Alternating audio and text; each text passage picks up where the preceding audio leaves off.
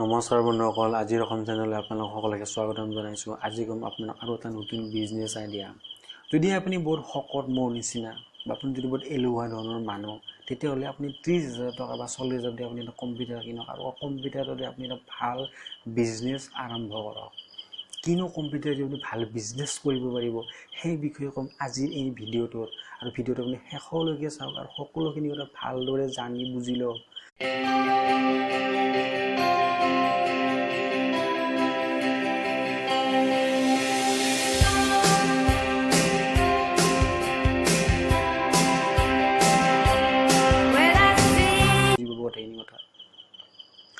আপুনি যদি বৰ শকত মোৰ নিচিনাকৈ বেছি কাম কৰিব নোৱাৰে, বেছি কাম কৰিলে আপোনাৰ ভাগৰ লাগে, চাইকেল মাৰিব নোৱাৰে, আপুনি কোম্পানীত যাব নোৱাৰে চাইকেল মাৰি, তেতিয়া আপুনি 40,000 টকা ইনভেষ্ট কৰি আপুনি এটা কম্পিউটাৰ যদি কিনে, কম্পিউটাৰটো কিনি যদি আপুনি চকত বহি যাব পাৰে, তেতিয়াহ'লে আপুনি ভাল এটা বিজনেছ আৰম্ভ কৰিব পাৰে।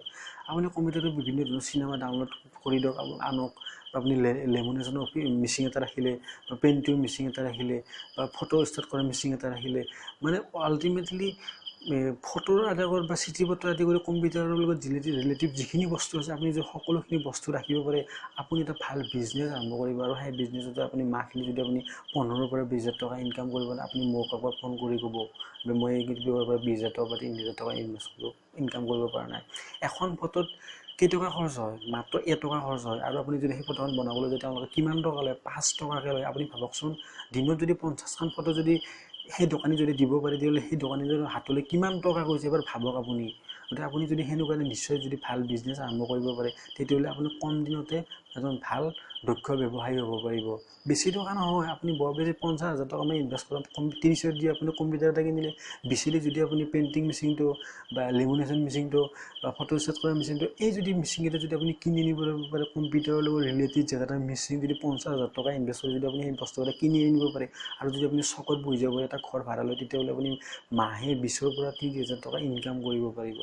সেনেকুৱা ধৰণে বিজনেছ কৰাচোন। আপুনি শকত মানুহ, বেছি কাম কৰিব নোৱাৰে, সেনেকুৱা এটা কাম কৰোঁতে আপোনাৰ ডাঙৰ ক্ষতি নহয়। বেছি টকা আপুনি ইনভেষ্ট কৰিব নালাগে, মাত্ৰ 50,000 টকা।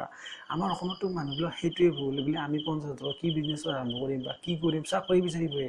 চাকৰি বিচাৰি লাভ নাই, অসমখনত চাকৰি নায়েই নাই, গতিকে আপুনি চাকৰি বিচাৰি একো লাভ নাই।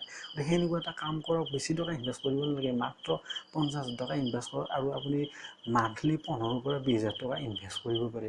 আৰু যদি আপুনি মান্থলি যদি 15,000 পৰা 20,000 টকা ইনভেষ্ট কৰে, আপোনাক কিয় লাগে বেছি দিন বিল্ডিং বনাওঁতে? বেছি দিন নালাগেতো আপোনাক, মাত্ৰ আপুনি 10 বছৰ ইনকাম কৰিলে আপুনি বিল্ডিং বনাব পাৰিব। আৰু নোৱাৰিলে মোক ফোন কৰিব, মই ইয়াত ডিছক্ৰিপশ্যন মোৰ নম্বৰটো দি দিম, ফোন কৰিব মোক এবাৰ।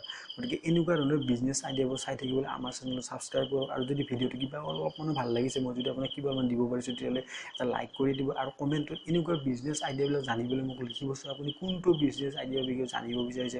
মই ক'ম আপোনালোকক সকলোখিনি বিজনেছ আইডিয়া, কাৰণ সেই বিজনেছটো কৰিবৰ কাৰণে ময়ো এতিয়া ভুক্তভোগী। মই BA পাছ কৰি ঘৰত বহি আছোঁ, মই জীৱনৰ বিজনেছ কৰিব লাগে। গতিকে মই বিজনেছ আইডিয়াবিলাক শিকি আছোঁ, আৰু মই আপোনালোকক লগত শ্বেয়াৰ কৰি আছোঁ, কিজানি আপোনালোকক মই অলপ সহায় কৰিব পাৰিছোঁৱে। গতিকে ভিডিঅ'টো যদি ভাল লাগিছে, ছাবস্ক্ৰাইব কৰি দিব।